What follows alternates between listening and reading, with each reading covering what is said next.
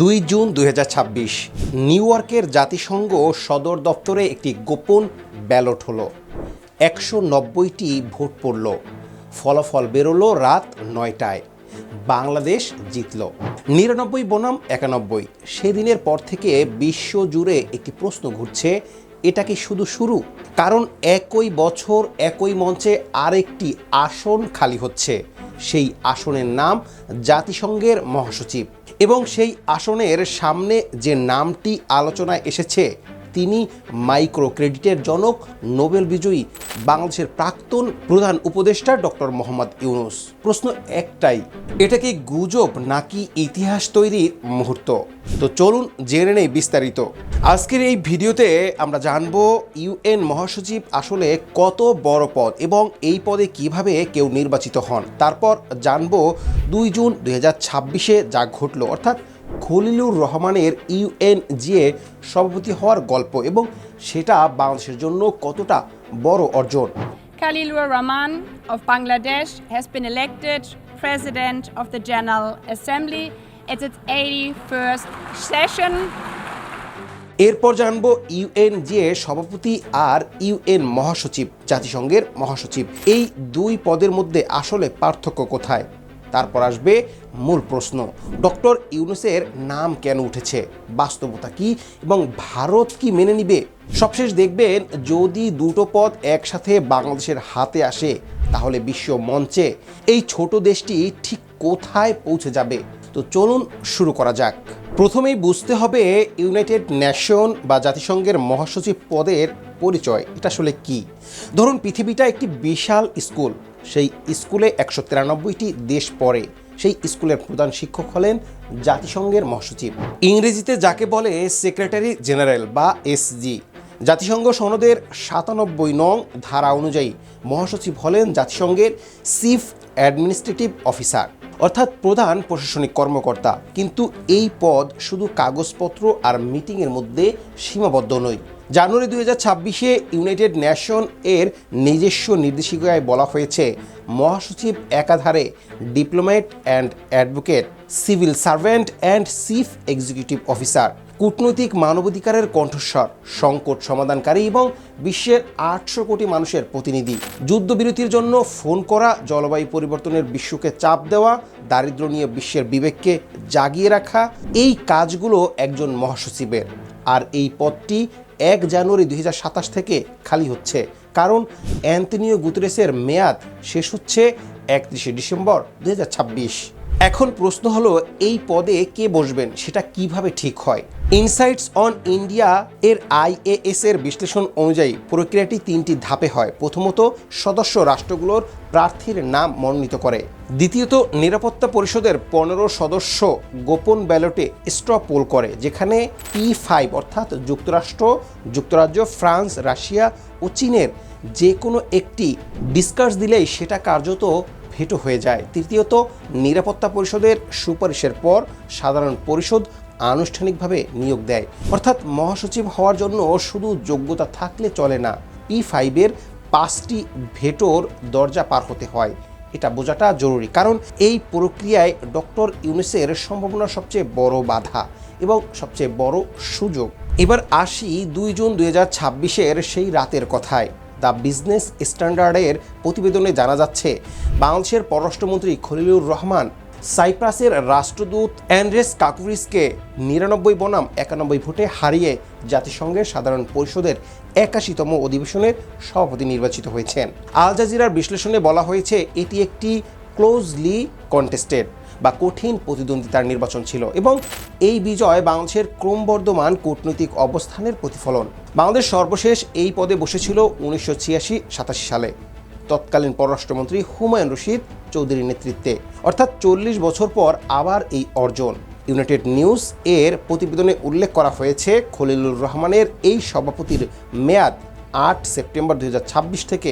এই মেয়াদেই নতুন মহাসচিব নির্বাচনের সবচেয়ে গুরুত্বপূর্ণ পর্যায়ে সম্পন্ন হবে।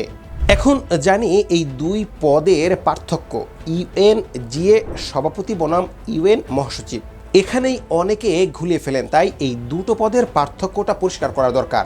ধরুন জাতিসংঘ একটি সংসদ, সেই সংসদের স্পিকার হলেন ইউএনজিএ সভাপতি।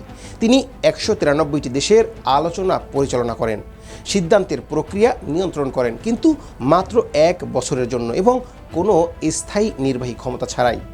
আর মহাসচিব হলেন সেই সংসদের প্রধানমন্ত্রী, পুরো জাতিসংঘ সচিবালয়ের প্রধান।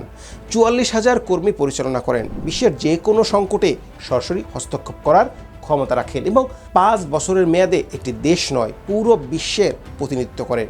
ইউএন নিজস্ব তথ্য অনুযায়ী মহাসচিব নিরাপত্তা পরিষদের দৃষ্টিতে বিশ্ব শান্তির হুমকির বিষয়গুলি সরাসরি উত্থাপন করতে পারেন। এই ক্ষমতা ইউএনজিএ সভাপতির নেই, অর্থাৎ একটি পদ হলো মঞ্চের আলো আর একটি পদ হলো মঞ্চের ইঞ্জিন। আর এই দুটি পদে যদি হয় বাংলাদেশের, তাহলে বাংলাদেশের অবস্থান এই বিশ্বে কোথায় যাবে? তাই এখন আসি মূল প্রশ্নে। ডিনামাইটস নিউজ এর অক্টোবর 2025-এর প্রতিবেদনে বলা হয়েছে অ্যান্তনিও গুতেরেজের উত্তরসূরি হিসেবে ডক্টর ইউনূসের নাম আন্তর্জাতিক মহলে আলোচনায় আসছে, কারণ তিনি নোবেল শান্তি পুরস্কার জয়ী, বিশ্বজুড়ে পরিচিত সামাজিক উদ্যোক্তা এবং যুক্তরাষ্ট্রের কাছে আস্থাভাজন ব্যক্তিত্ব হিসেবে বিবেচিত। কিন্তু একই সময়ের বাস্তবতা হলো দ্য বিজনেস স্ট্যান্ডার্ড এর 30 অক্টোবর 2025-এর প্রতিবেদনে মুখ্য উপদেষ্টা প্রেস সচিব শফিকুল আলম স্পষ্ট বলেছেন এটি সম্পূর্ণ গুজব, এর কোনো ভিত্তি নেই। আরও বড় বাস্তবতা হলো সিকিউরিটি কাউন্সিল রিপোর্টের মে 2026-এর বিশ্লেষণ জানাচ্ছে এই মুহূর্তে আনুষ্ঠানিকভাবে 4 জন প্রার্থী প্রতিযোগিতায় আছেন এবং সকলেই লাতিন আমেরিকা ও ক্যারিবিয়ান অঞ্চল থেকে। চিলির মিশেল বাসিলেত, আর্জেন্টিনার রাফায়েল গ্রোসি, কোস্টারিকার রেবেকা গ্রিনস্প্যান এবং সেনেগালের মাকি শাল। কারণটা হলো ইউএন এর অলিখিত নিয়ম অনুযায়ী এবার আঞ্চলিক রোটেশনের পালা লাতিন আমেরিকার। আরেকটি প্রশ্ন, ডক্টর ইউনূসকে কি ভারত মেনে নিবে? P5-এর হিসেবটা কি? দুই পক্ষের বিতর্ক দেখে সত্যটা বের করা দরকার। একটি পক্ষ বলছে ডক্টর ইউনূস থাকলে ভারত অবশ্যই আপত্তি করবে, কারণ 2024 সালে শেখ হাসিনার পতনের পর থেকে ভারত বাংলাদেশ সম্পর্ক তলানিতে পৌঁছেছে এবং ভারত ইউএনএ বাংলাদেশের যে কোনো বড় অর্জনকে নিজের কৌশলগত স্বার্থের বিরুদ্ধে দেখতে পারে। কিন্তু ভারতের ইউএনএ ভেটো নেই, ভারত P5-এর সদস্য নয়, তাই সরাসরি মহাসচিব নির্বাচনে ভারতের বাধা দেওয়ার কোনো আনুষ্ঠানিক ক্ষমতা নেই। এদিকে দ্য ট্রিবিউনের 3 জুন 2026-এর প্রতিবেদনে দেখা যাচ্ছে ভারতের পররাষ্ট্রমন্ত্রী এস জয়শঙ্কর ইউএনজিএ সভাপতি হিসেবে খলিলুর রহমানকে অভিনন্দন জানিয়েছেন এবং একসাথে কাজ করার আগ্রহ প্রকাশ করেছেন, অর্থাৎ প্রকাশ্যে বিরোধিতা নয়। অন্যদিকে আসল সত্য হলো ইউএন সেক্রেটারি জেনারেল পদে এই মুহূর্তে ডক্টর ইউনূসের কোনো আনুষ্ঠানিক প্রার্থিতা নেই এবং আঞ্চলিক রোটেশনের নিয়ম অনুযায়ী এশিয়ার পালা এখনও নয়। তাহলে প্রশ্ন আসছে, বর্তমানে চিত্রটা কি দাঁড়াচ্ছে? ইউএনজিএ সভাপতির পদটি বাংলাদেশের হাতে এসেছে, এটা সত্য এবং এটা বিশাল। ইউএন নিউজ এর প্রতিবেদনে বলা হয়েছে খলিলুর রহমানের সভাপতিত্বের মেয়াদেই মহাসচিব নির্বাচনের সবচেয়ে গুরুত্বপূর্ণ অংশটি সম্পূর্ণ হবে, অর্থাৎ বাংলাদেশ সেই মঞ্চে থাকবে, সেই আলোচনার কেন্দ্রে থাকবে। আল জাজিরা উল্লেখ করেছে নতুন ইউএনজিএ সভাপতির মুখোমুখি হবে একটি নতুন মহাসচিব নির্বাচনের সবচেয়ে পরিণামবাহী প্রক্রিয়া। এই অবস্থানে বাংলাদেশের প্রভাব রাখার সুযোগ অভূতপূর্ব। আর ইউএন সেক্রেটারি জেনারেলের বিষয়ে এখন যা বলা হয় তা হলো ডক্টর ইউনূসের নাম নিয়ে আলোচনা হচ্ছে, কিন্তু আনুষ্ঠানিক কোনো প্রার্থিতা নেই। আঞ্চলিক রোটেশনের বাধা আছে এবং বাংলাদেশ নিজেই এই দাবি উড়িয়ে দিয়েছে। তবু আলোচনাটা থেমে নেই, কারণ নাম উঠলে নামটা মরে না। ইতিহাস বলে জাতিসংঘে বাংলাদেশের উপস্থিতি কখনো এতটাই কেন্দ্রীয় ছিল না। একদিকে ইউএনজিএ সভাপতি হিসেবে একজন বাংলাদেশি কূটনৈতিক পুরো সাধারণ পরিষদ পরিচালনা করবেন, অন্যদিকে বিশ্বের সেরা পরিচিত বাংলাদেশের নাম জাতিসংঘের সর্বোচ্চ পদের আলোচনায় ঘুরছে। 17 কোটি মানুষের এই দেশটি হঠাৎ করেই বৈশ্বিক কূটনীতির মানচিত্রে একটি বিন্দু থেকে একটি কেন্দ্রে পরিণত হয়েছে। কিন্তু এই সুযোগ কাজে লাগানোর জন্য দরকার স্থির পররাষ্ট্রনীতি, দীর্ঘমেয়াদী কৌশল এবং দেশের ভেতরে রাজনৈতিক স্থিতিশীলতা। এবং সেখানেই থাকছে সবচেয়ে কঠিন প্রশ্নটি, বাংলাদেশ কি বিশ্বমঞ্চের এই মুহূর্তকে ধরে রাখতে পারবে, নাকি ভেতরের অস্থিরতায় বাইরের সুযোগ হাতছাড়া হয়ে যাবে?